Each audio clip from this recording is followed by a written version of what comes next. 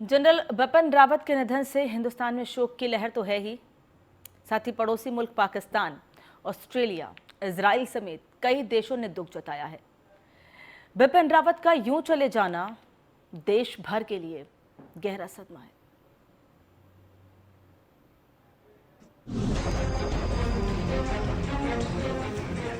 घने जंगलों के बीच आग की ये तस्वीरें भारतीय सेना के लिए गहरा सदमा है।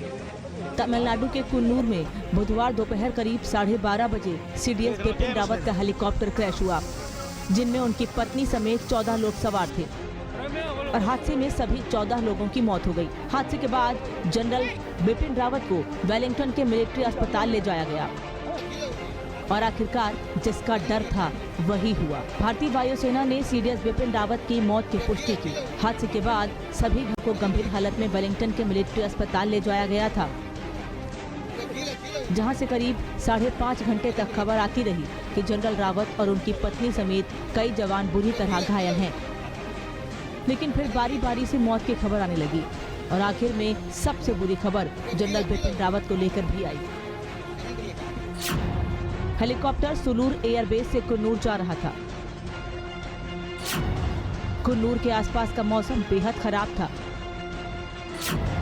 कुन्नूर के पास हेलीकॉप्टर में तकनीकी खराबी आई। घने जंगल में हेलीकॉप्टर क्रैश हुआ और आग लग गई। क्रैश तब हुआ जब हेलीकॉप्टर लैंडिंग स्पॉट से 10 किलोमीटर दूर था। हेलीकॉप्टर में सीडीएस रावत समेत 14 लोग सवार थे। हेलीकॉप्टर क्रैश की खबर मिलने के बाद राजनीतिक हलचलें भी तेज हो गई। रक्षा मंत्री राजनाथ सिंह जनरल बिपिन रावत के दिल्ली स्थित घर उनके परिवार से मिले और इस हादसे पर गुरुवार को रक्षा मंत्री संसद में बयान देंगे। जनरल बिपिन रावत एक बार पहले भी हेलीकॉप्टर हादसे का शिकार हो चुके थे। 3 फरवरी 2015 को उनका चीता हेलीकॉप्टर नागालैंड के दीमापुर में क्रैश हुआ था। तब बिपिन रावत बच गए थे, लेकिन इस बार किस्मत ने साथ नहीं दिया और देश के पहले सीडीएस बिपिन रावत दुनिया को छोड़ गए। Bureau report, news 1 India.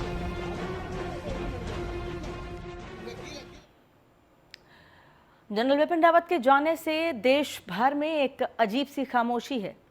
Bipin Rawat का नहीं रहना देश भर के लिए बहुत बड़ी क्षति है। राजनेताओं का क्या कहना है, सुनिए।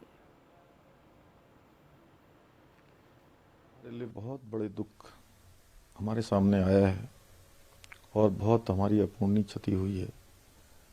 जनरल बिपिन रावत जी के जाने से उनकी मृत्यु का जैसे ही संदेश मिला है, सारे उत्तराखंड वासी, पूरे भारतवासी सब बहुत दुखी हैं।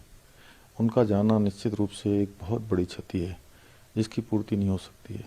और उन्होंने मैं व्यक्तिगत रूप से भी, चूँकि उनका जाना मेरे लिए व्यक्तिगत क्षति है, साथ ही साथ भारत के साथ उत्तराखंड के लिए बहुत बड़ी क्षति है।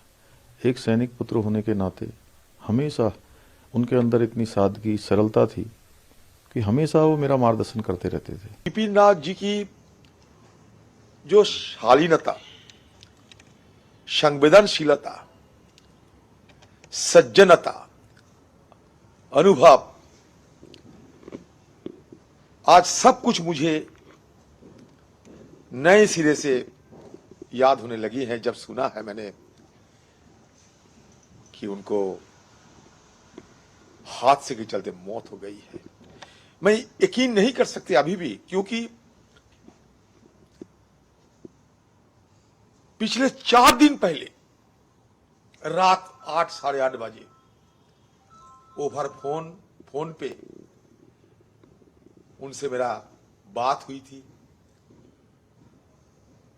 और आज वो नहीं है।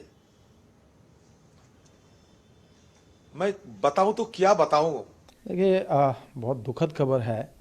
जिस प्रकार से तमिलनाडु में जो हेलीकॉप्टर दुर्घटनाग्रस्त हुआ उसमें chief of defence staff Shri Bipin Rawat ji और उनके साथ 12 अन्य लोगों की, क्योंकि 14 लोग टोटल जानकारी मिल रही उसमें सवार थे, जिसमें से 13 की मृत्यु हो गई है। बहुत बड़ा नुकसान, एक बहुत बड़ी क्षति ये पूरे देश के लिए है। और श्री बिपिन सिंह रावत जी जो कि हमारे सीडीएस, पहले सीडीएस रहे, उससे पहले चीफ ऑफ आर्मी स्टाफ भी रहे, एक बहुत ही उत्कृष्ट सैनिक थे। ये बड़ी दुखद घटना है और पूरा देश इससे आहत है। अपूरणीय क्षति है कि कर्नल हमारे सीडीएस जनरल बिपिन रावत, उनकी पत्नी और हमारे उनके साथ कई ऐसे सहकर्मी, हमारे सेना के अधिकारी इस दुर्घटना में आज उनका दुखद निधन हुआ है। ये संपूर्ण देश के लिए एक अपूरणीय क्षति है। मैं भारतीय जनता पार्टी की ओर से उनको श्रद्धा के सुमन अर्पित करता हूं और भगवान से प्रार्थना करता हूं कि उनको अपने श्री चरणों में स्थान। और इस दुखद हादसे पर बिपिन रावत के परिजन और रक्षा विशेषज्ञों का क्या कहना है, सुनिए। हादसा तो बहुत खतरनाक था और ऐसा होना नहीं चाहिए था, लेकिन हो तो गया। और अभी हम लोग 10 दिन पहले ही उनसे मुलाकात किए थे। दशहरा में उनके साथ में बैठ करके हम लोगों ने दशहरा का कार्यक्रम भी किया था। हमारी बेटी ने जो शस्त्र पूजन है वो जिया जी के साथ में मिल के किया था। तो आज इतना क्लोज रिश्ता था हमारा उनका और लगातार बात होती रहती है। कल ही बात हुई थी हमारी। ये जो लॉस हुआ है ये सब, ये हमारा लॉस तो हम अपने आप को कम मानेंगे, पर हम तो ये मानते हैं कि जो देश के लिए उन्होंने किया और जितनी अच्छी उनकी देश की सोच थी और फौज की सोच थी, वो दोबारा हमको तो ऐसा मुश्किल है मिलना। दुखद घटना, शॉकिंग है कि जनरल बिपिन रावत हमारे देश के पहले चीफ ऑफ डिफेंस स्टाफ, उनकी पत्नी और 11 अन्य सैनिक ये हमारे बीच नहीं रहे। इस एयर क्रैश में जो ऊटी में हुआ MI-17V5 इस हेलीकॉप्टर में, और पूरे देश के लिए बहुत एक दर्दनाक खबर है ये, क्योंकि एक सैनिक का गुजर जाना और वो भी एक इतने महत्वपूर्ण अधिकारी का, जो हमारे देश के पहले सीडीएस थे, जिनके कारण आज हमारे सैन्य में इतनी प्रगति आई हुई है, इतने नए इक्विपमेंट्स हमने लिए हैं, चाहे वो वेपन्स हो, चाहे वो एयरक्राफ्ट्स हो, चाहे वो शिप्स हो या कोई भी चीजें हो, चाहे वो शांतता प्रस्थापित करने वाली चीज हो नॉर्थ ईस्ट में या जम्मू कश्मीर में, कुछ भी हो, जनरल बिपिन रावत इन्होंने ये सारी चीजें सुनिश्चित की थी। खुद पायलट रह चुका हूँ, 10 साल से मैंने ऐसे ही इलाकों में उड़ान की है, और जिस इलाके में ये हादसा हुआ है उस इलाके में मैं खुद 1971 में फंसा था, जबकि मेरी फ्लाइट ईस्टर्न इंडिया से लड़ाई जीतने के बाद में जैसलमेर मूव कर रही थी। एकदम से बहुत मौसम खराब हो जाता है वेस्टर्न घाट्स के अंदर, जिसमें विजिबिलिटी 5 मीटर से भी कम रह जाती है। आपको दूसरा हेलीकॉप्टर जो साथ वाला है वो भी नज़र नहीं आता, बीकन के बावजूद भी, एंटी कोलिजन बीकन, ना पहाड़ी नज़र आती है ना पेड़ नज़र आते हैं। और हम जो फ्लाइंग करते हैं हेलीकॉप्टर वाले, वो विजुअल कांटेक्ट करते हैं, ग्राउंड के साथ कांटेक्ट होना चाहिए। आमतौर पे जो क्लियर वेदर हो तो हम 2000 मीटर ऊपर, 2000 फुट ऊपर की उड़ान करते हैं, पास के से ऊपर से या पहाड़ों से ऊपर से। लेकिन अगर मौसम खराब हो जाए तो you have to get down to maintain visual contact. कहा जा रहा है कि तकरीबन 33 मिनट्स उस इलाके के अंदर था हेलीकॉप्टर, यानी दूसरे लफ्ज़ों में वो बैड वेदर में इन्वॉल्व हो गया था। पूरी कोशिश कर रहा था किसी न किसी तरीके से कोई जगह ढूंढे जहाँ पे वो हेलीकॉप्टर को हादसे से पहले उतार ले, ताकि वो अपने आप को, हेलीकॉप्टर को और तमाम पैसेंजर्स को बचा सके। लेकिन पहाड़ों के अंदर ऊंची नीची ऐसे ज़मीन होती है, जंगल थे, डीप रवीन्स थी, कोई जगह ही नहीं मिली उसको हेलीकॉप्टर उतारने के लिए। ऐसे में वो एक पेड़ से टकराया और क्रैश हुआ। सीडीएस बिपिन रावत का उत्तराखंड से नाता रहा। पौड़ी गढ़वाल के वो रहने वाले थे, उनका बचपन वहीं पर बीता। उनके परिवार के लोग उनको याद कर रहे हैं, लेकिन सभी का ये कहना है कि हमारे लिए निजी क्षति से ज़्यादा ये देश के लिए क्षति है, क्योंकि देश के लिए जो कुछ उन्होंने किया उसे कभी भुलाया नहीं जा सकता है। सीडीएस बिपिन रावत के ठीक बगल में पूर्व मुख्यमंत्री एनडी तिवारी की पत्नी उज्ज्वला तिवारी की भी ज़मीन है, और उनके आसपास रहने वाले लोग जब से इस खबर को सुना है उन्होंने तब से बेहद दुखी हैं। उनका कहना है कि उन्हें गर्व की अनुभूति हो रही थी कि उनके पास पहले सीडीएस और पूर्व सेना प्रमुख का आवास है। सीडीएस बिपिन रावत अपने आशियाना बनाने का सपना ही देख रहे थे कि ये पूरा हादसा हुआ। उनके पड़ोसी जब से ये खबर सुनी है तब से सारे लोग स्तब्ध हैं। हमारे साथ सर, आपका शुभ नाम क्या है? K S. Mishra, doctor K S. Mishra. Mishra ji, आपके ठीक सामने बिपिन रावत जी का आवास ये बन रहा है जो है, कितने दिन से इस पे काम चल रहा था? ये हो गया होगा, कोई 1 महीना हुआ होगा। 1 महीना।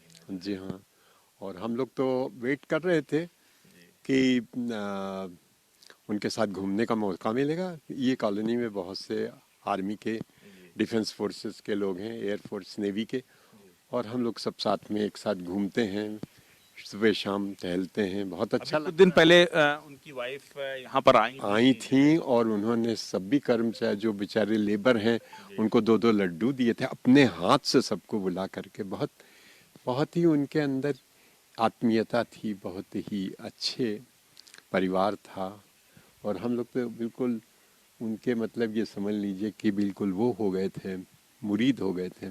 खुश थे आप लोग के बगल में बिपिन रावत जी? अरे इससे अच्छा क्या है, जो है सीडीएस है, पहले सीडीएस बने थे, गर्व की बात भी होती है। इससे अच्छा क्या होएगा साहब कि इनके जैसा आदमी हमारे पड़ोस में रहे। जब से खबर सुनी है तब से हो रहा है इसको लेकर के, जो है बस सुन रहे हैं, खबर सुन रहे हैं वही कि क्या हुआ है, लेकिन बहुत खराब हुआ है। अब जिसमें 1.5 घंटा तक हेलीकॉप्टर जलता रहा है, उसके बाद उसको निकाला गया है उनको, और इतना दुखद हादसा हुआ है, बहुत ही स्तब्ध है, सारी कॉलोनी परेशान है। बिल्कुल। तो देखिए, जाहिर तौर पर बहुत मुलाकात नहीं हुई, बहुत बातचीत नहीं हुई, बावजूद उसके जो है कहीं ना कहीं जो पड़ोसी हैं वो इसको लेकर बेहद दुखी हैं, क्योंकि पूरा देश स्तब्ध है। इस खबर के बाद से पूरा देश गमगीन है कि जो पूरा हादसा हुआ अपने आप में बेहद दुखद है।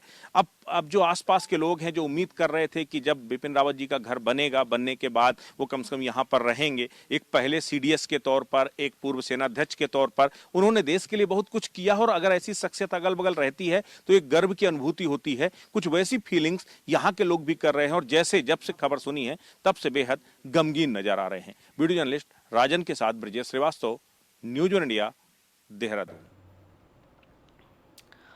और सीडीएस बिपिन रावत के कई ऐसे किस्से हैं जिसे जान लेना आपके और हमारे लिए भी बहुत ज़रूरी है। उनके कुछ किस्से आपको हम दिखाते हैं, बताते हैं। दरअसल आर्मी में ऊंचाई पर जंग लड़ने और जवाबी कार्रवाई करने के एक्सपर्ट थे सीडीएस रावत। 2016 में सर्जिकल स्ट्राइक का उन्होंने नेतृत्व भी किया था। आर्मी सर्विस के दौरान एलओसी एलएसी में लंबा वक्त गुजारा था। 4 दशकों में कई महत्वपूर्ण ऑपरेशंस को उन्होंने अंजाम दिया था। संयुक्त राष्ट्र शांति सेना का भी वो हिस्सा रहे थे। तो ये कुछ ऐसी चीजें हैं जो सीडीएस बिपिन रावत के लिए और गर्व से भर देती हैं। हालांकि जो कुछ उन्होंने किया उसे भुलाया नहीं जा सकता है, और उनके नाम, उनके साथ, उनसे जुड़े होने का गर्व हमेशा से हम सभी को, और साथ ही देश के साथ उनका जुड़ाव कभी नहीं भुलाया जा सकता है। बिपिन रावत की शख्सियत क्या थी, ये आपको हम कुछ पॉइंटर्स के जरिए बता देते हैं। दरअसल भारत के पहले रक्षा प्रमुख थे सीडीएस बिपिन रावत। 1 जनवरी 2020 को रक्षा प्रमुख का कार्यभार उन्होंने संभाला था। दिसंबर 2016 से दिसंबर 2019 तक थल सेना प्रमुख रहे। उसके बाद उन्हें सीडीएस के पद पर तैनाती दी गई। उत्तराखंड के पौड़ी गढ़वाल के निवासी थे। 1978 में गोरखा राइफल की 5वीं बटालियन से उन्होंने अपना करियर शुरू किया था। देहरादून में कैम्ब्रिन हॉल स्कूल, शिमला में सेंट एडवर्ड स्कूल से उन्होंने शिक्षा ली थी। रावत को सॉर्ड ऑफ ऑनर भी दिया गया था। मद्रास विश्वविद्यालय से डिफेंस स्टडीज में उन्होंने एमफिल किया था। तो ये खासियत रही है सीडीएस बिपिन रावत की। और एक अहम बात और है उनसे जुड़ी हुई, वो ये कि सीडीएस बिपिन रावत ने जिस बटालियन को शुरुआत में ज्वाइन किया था, जिससे वो जुड़े थे, जिस बटालियन से, गोरखा राइफल से, कहा यह जाता है कि उनके पिता भी उसी बटालियन का हिस्सा रहे थे, और उसके बाद उनके पिता के रिटायरमेंट के बाद वो भी उसी बटालियन का हिस्सा बने थे, जो उनके लिए गौरव का क्षण भी था, और देश के लिए तो वो हमेशा से गौरव का विषय ही रहे हैं, और हमेशा देश उनको याद करता रहेगा। आज हम सभी सीडीएस रावत को सल्यूट करते हैं। उन्होंने अंतिम नमन, जिस तरह से उन्होंने देश की सेवा की और देश की रक्षा के लिए हमेशा से तत्पर रहे। फिलहाल इतना ही।